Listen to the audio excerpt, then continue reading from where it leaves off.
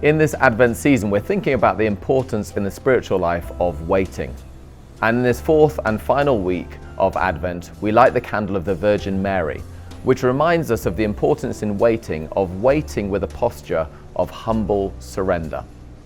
When Mary receives the news that she is to carry the Christ child, she responds with remarkable faith.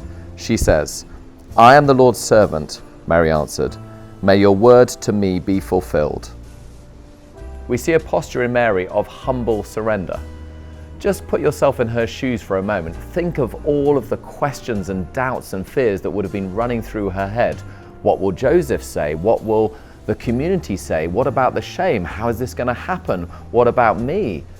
When we feel uncertain, when we face fears, as human beings, we normally respond with some kind of frantic, angst-filled activity to try to make ourselves feel better. We think, if I can just do something, then I'll feel better.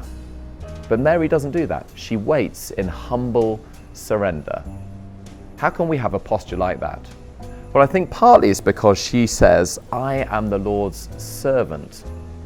We don't like the idea of being servants, of course, but to be a servant of a truly great and gracious King is actually true freedom. True freedom because if there's nothing that the King can't do, and the King loves you so much that there's nothing that he won't do for you, then you can completely surrender yourself to him and have peace in the midst of that.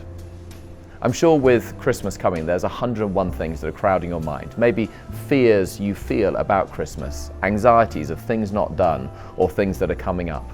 What would it look like for you in this season to wait like Mary, trusting that you are a servant of the King? There's nothing he can't do for you. There's nothing he won't do for you that's in your good. And so therefore you can wait in humble surrender.